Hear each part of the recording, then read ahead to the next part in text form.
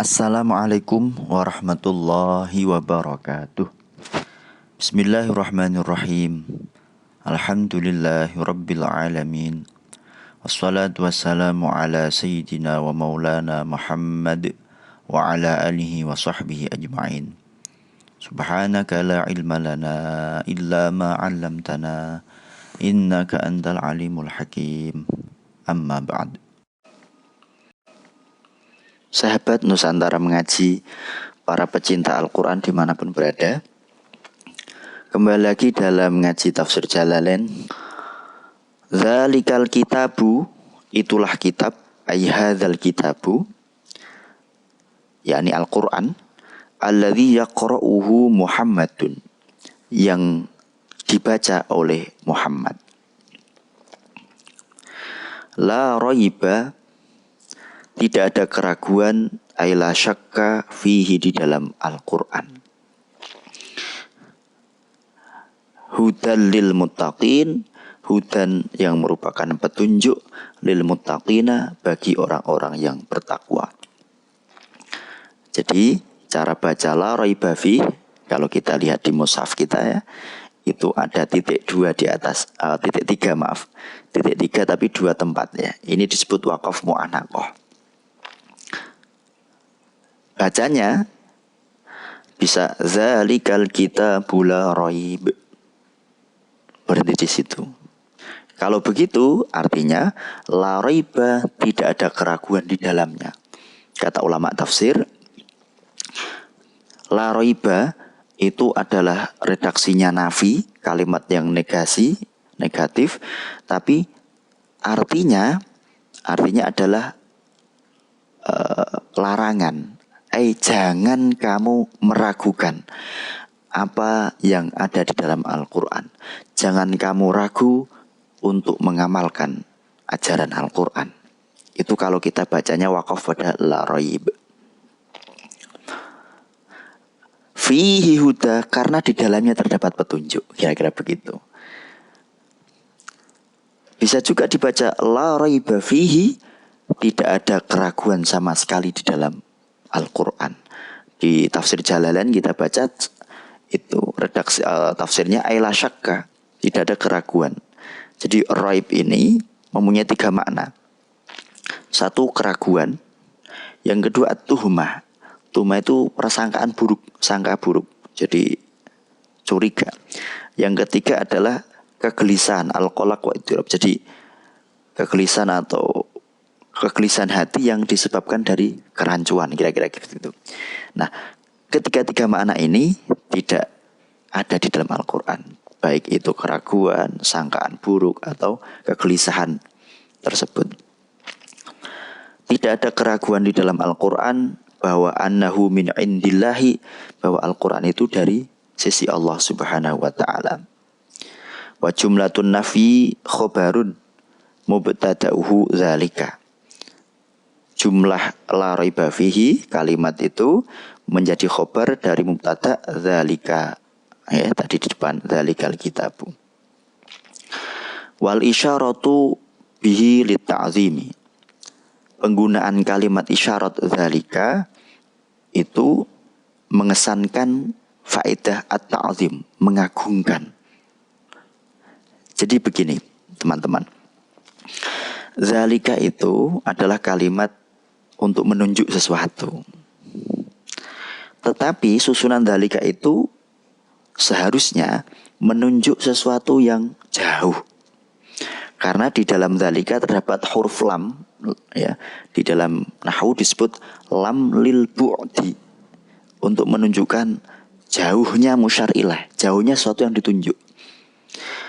Maka zalikal kitabu ini menunjukkan, mengesankan bahwa Al-Quran itu begitu mulianya, begitu agung, sehingga dia terkesan terlihat jauh dari jangkauan manusia.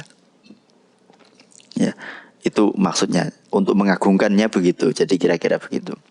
Zalikal kitabu. Nah, lafal Alkitab itu sebenarnya umum. Lafal kitab ya, baik kitab Zabur, Taurat, Injil dan lain sebagainya. Tapi begitu dia dimasuki al, ya, huruf Alkitab, dia menjadi makrifat, menjadi spesifik hanya Al-Quran yang dimaksud, kira-kira begitu. Maka zalikal kitab, tentu saja yang dimaksud di sini adalah Al-Quran yang sangat agung, sangat mulia, sehingga terkesan jauh ya dari jangkauan manusia.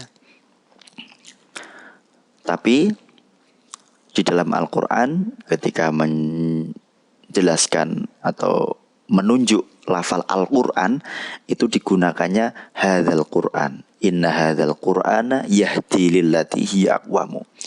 Jadi kalau dzalikal kitab ini kan jauh. Tapi kalau hadzal Quran, inna hadzal Quran, kenapa menggunakan hadza? Di mana hadza itu untuk menunjuk sesuatu yang dekat. Nah, itu menunjukkan bahwa tuntunan-tuntunan Al-Quran itu begitu dekat dengan fitrah manusia. Itu sebagaimana dijelaskan oleh para mufassir. Qala hudan lil muttaqina. Khobarun sanin, lafal huda ini menjadi khobar kedua dari zalika. Aihadin, yakni memberi atau menunjukkan. Jadi hudan ini adalah sebenarnya bentuk masdar. Ya, masdar itu disebut apa? Infinitive noun. Jadi kata jadian. Maka ia sebenarnya tidak disertai oleh masa, zaman. Tidak zaman dulu, sekarang, atau yang akan datang. Oleh sebab itu petunjuk Al-Quran itu selalu relevan di setiap zaman. Itu penjelasan dari para ulama. Di dalam tafsir ini hudan, kalimat masdar ini ditafsiri sebagai hadin, sebagai isim fa'il. Berarti dia yang menunjukkan. Ya. Tapi ada yang memahami sebagai tetap makna masdarnya. Jadi contoh begini. Kalau Anda memuji seorang, ya, pemberani misalnya, Zaid seorang pemberani. Itu betul, tetapi akan lebih maksimal maknanya jika Anda mengucapkan misalnya Zaid adalah keberanian. Sehingga seolah-olah seutuhnya Zaid itu adalah keberanian yang dimiliki. Ya, jadi itu faedah penggunaan masdar di sini. Nah, terkait hidayah akan saya ulang lagi sedikit. Hidayah itu adalah petunjuk. Mana artinya begitu ya? Dan ini diberikan kepada semua makhluk. Makanya di dalam Al-Quran ketika menjelaskan atau menyifati Allah dalam satu ayat dikatakan alladzi a'ta kulla syai'in khalqahu tsumma hada. Jadi petunjuk itu diberikan kepada siapa saja. Nah, hidayah ini lebih detailnya lagi dibagi menjadi 5. Yang pertama disebut hidayah naluri. Ini semua orang punya, semua makhluk ya. Anak kecil kalau lapar nalurinya nangis, minta makan, minum. Ini punya. Hewan juga begitu, nalurinya cari makan, naluri bertahan hidup dan lain sebagainya. Tapi hidayah berupa naluri ini tidak akan bisa dieksekusi jika tidak ada bantuan yang kedua, hidayah kedua, yakni hidayatul hawasi, yaitu hidayah indera. Hidayah yang berupa panca indera. Kalau kita lapar, ya kalau nggak makan ya nggak bisa kenyang. Nah ini maka dibutuhkan penyempurna hidayah kedua. Nah pada hidayah pertama dan kedua ini manusia maupun hewan sama-sama memiliki. Tetapi bagaimanapun ya, betapapun hebatnya indera itu, akal indera, ya mohon maaf, mata misalnya, dia tidak akan mampu untuk mencapai hakikat sesuatu. Mata misalnya, meskipun kita lihat ya, ada kayu itu lurus, tapi begitu kayu itu dimasukkan ke air, maka mata ini akan melihat kayu itu bengkok.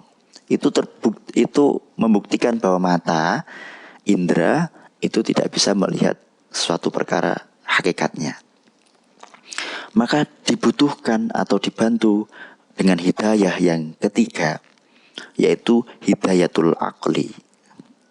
Hidayah berupa akal, yang bisa mengatakan bahwa kayu itu meskipun terlihat bengkong di air, tetap aslinya dia ya lurus. Itu akal.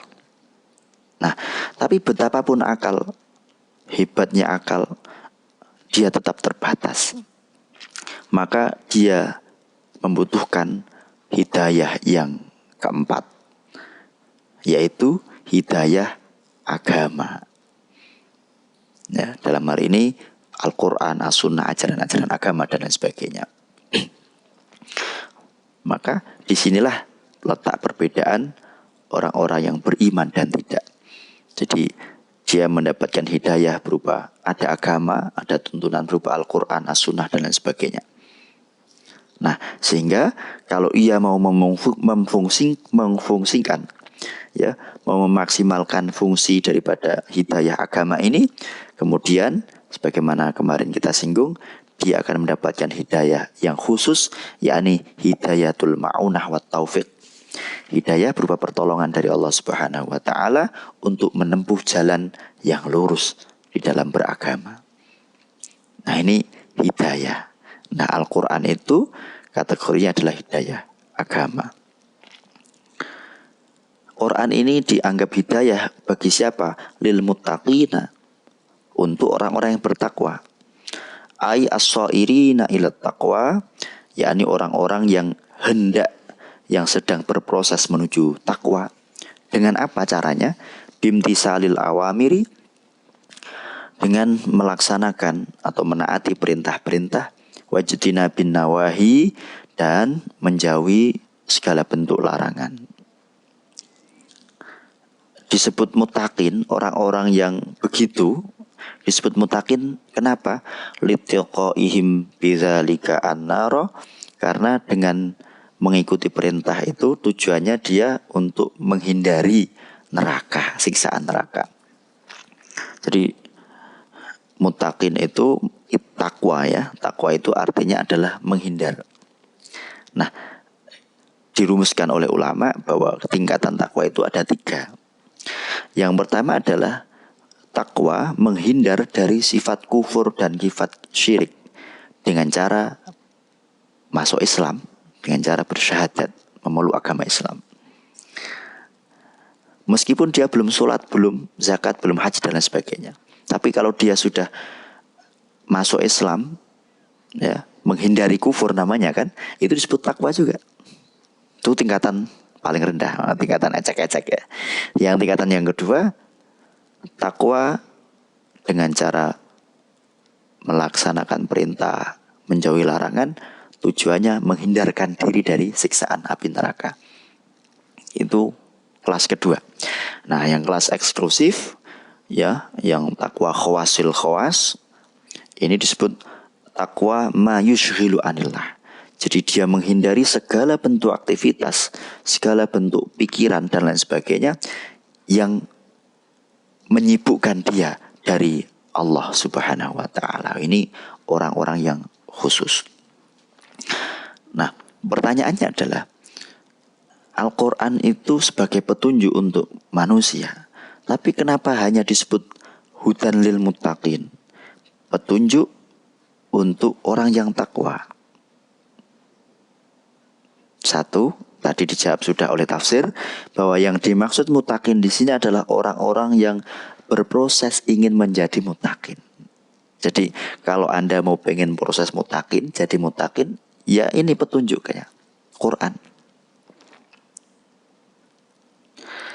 Ada yang mengatakan kenapa hanya muttaqin yang disebut? Karena hanya mereka, hanya orang-orang yang punya sifat takwa itulah yang mau mengambil petunjuk dari Al-Quran. Jadi petunjuk itu terpampang, siapa saja bisa membaca. Misalnya kalau kita lihat di jalan raya itu kan ada arah, ya, petunjuk ke jalan Jenderal Sudirman, petunjuk jalan kemana. Nah, hanya orang-orang yang memang ingin sampai kepada tujuan yang akan mengikuti petunjuk itu. Kira-kira begitu. Itulah kenapa dia dikhususkan muttaqin saja.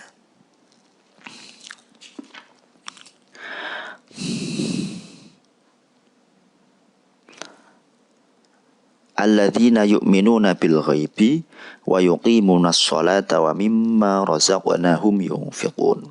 Nah, sifat muttaqin, orang-orang bertakwa ini oleh Al-Quran disifati dengan beberapa sifat yang akan dibahas oleh ayat berikutnya.